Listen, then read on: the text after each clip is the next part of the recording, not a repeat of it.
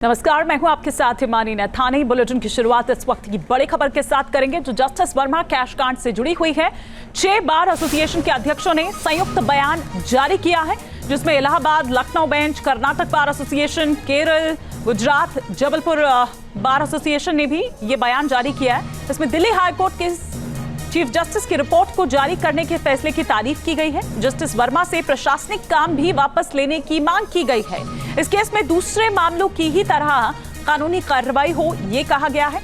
जजों की जवाबदेही सुनिश्चित करने के लिए मापदंड तय हो, इन हाउस जांच की प्रक्रिया की दोबारा समीक्षा हो, ये कहा जा रहा है।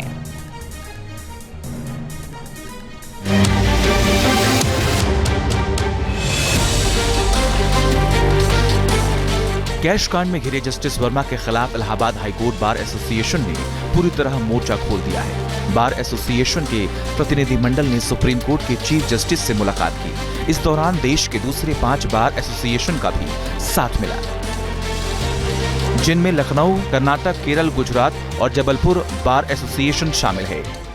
मैं तो गया था सीजीआई से मिलने। सीजीआई साहब ने बड़ा दिल दिखाया। 5 कॉलेजियम के मेंबर्स बैठे, उन्होंने हमारी पूरी बात सुनी। उन्होंने हमें एश्योर किया कि उनकी हमारी हर बात को कंसीडर करें। में सबसे पहला सकारात्मक पक्ष ये था कि उन्होंने कोई प्रायर अपॉइंटमेंट नहीं था, केवल एक रिक्वेस्ट भेजी, उन्होंने रिक्वेस्ट कबूल करी। सारे कॉलेजियम के मेंबर्स बैठे, उन्होंने हमारी बात सुनी। चीफ जस्टिस से ये मुलाकात करीब 10 मिनट तक चली। इस दौरान नियुक्ति प्रक्रिया से जुड़े सभी 5 जज भी मौजूद थे। मुलाकात के दौरान चीफ जस्टिस ने बार एसोसिएशन को भरोसा दिलाया कि जस्टिस वर्मा के इलाहाबाद हाईकोर्ट में ट्रांसफर की आपत्ति पर वे विचार करेंगे। चीफ जस्टिस से मुलाकात के बाद 6 बार एसोसिएशन ने एक संयुक्त बयान भी जारी किया जिसमें मांग की गई कि जस्टिस वर्मा से न सिर्फ न्यायिक काम वापस लिया जाए बल्कि प्रशासनिक कामों से भी उन्हें दूर रखा जाए। साथ ही अपने उस मांग को भी दोहराया जिसमें जस्टिस वर्मा के खिलाफ एफआईआर दर्ज करने की बात कही गई। Gujarat, Allahabad, Lucknow, Jabalpur, Kerala, Karnataka, we have all joined together in this movement seeking eradication of corruption in judiciary. Our motive was to ensure that there is logical end to this investigation against Justice Yashwant Verma, to ensure that the transfer order is withdrawn because you cannot give him work. So with this in mind, we met the Collegium. We sought an appointment with the Chief Justice of India. The Chief Justice of India met us with the Collegium. The Collegium has told us that the transfer is there, but there is no judicial work assigned to him. इससे पहले बुधवार को Allahabad high court bar association का प्रतिनिधिमंडल केंद्रीय कानून मंत्री अर्जुन राम मेघवाल से भी मिला था और उनके साथ भी अपनी मांगों को लेकर चर्चा की थी। कैश कांड में फंसे जस्टिस यशवंत वर्मा को लेकर देश की सर्वोच्च अदालत का रुख क्लियर है। इंसाफ तो होगा। सुप्रीम कोर्ट ने जांच बिठाई, आज जले नोटों का वीडियो अपलोड किया और अब जस्टिस वर्मा के खिलाफ एफआईआर दर्ज करने की मांग करने वाली याचिका पर सुनवाई भी करेगा। वकील मैथ्यूज जे नेंदुपरा ने सुप्रीम कोर्ट में एक याचिका डाली थी। याचिका में जस्टिस वर्मा के खिलाफ एफआईआर दर्ज करने की मांग की थी।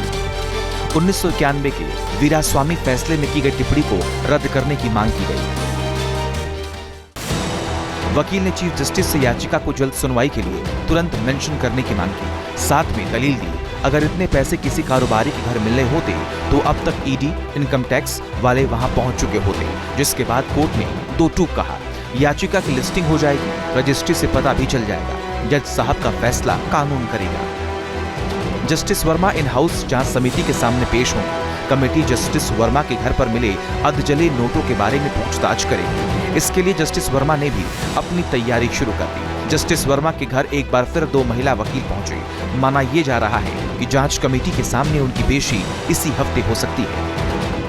अपना जवाब तैयार करने के लिए जस्टिस वर्मा ने बुधवार को भी वकीलों के साथ मीटिंग की थी। सूत्रों की माने तो जस्टिस वर्मा ने जिन जिन सीनियर वकीलों से मुलाकात की उनमें एडवोकेट सिद्धार्थ अग्रवाल, अरुंधति काटजू, तारा नरूला, स्तुति गुजर जैसे दिग्गज वकील शामिल हैं।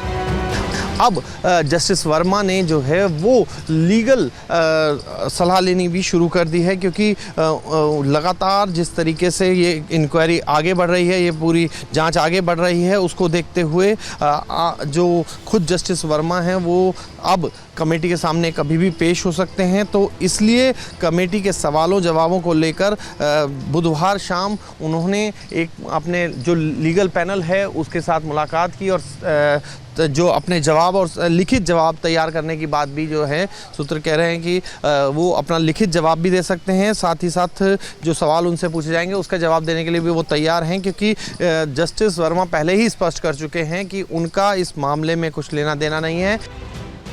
इस बीच सबसे बड़ा सवाल ये है कि जस्टिस वर्मा के घर मिला कैश किसका था।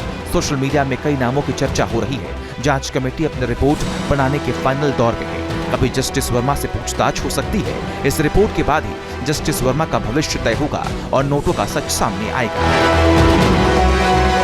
Team news nation. News nation अब व्हाट्सएप पर खबरों के ताजा अपडेट के लिए न्यूज़ नेशन के इस QR कोड को स्कैन करें।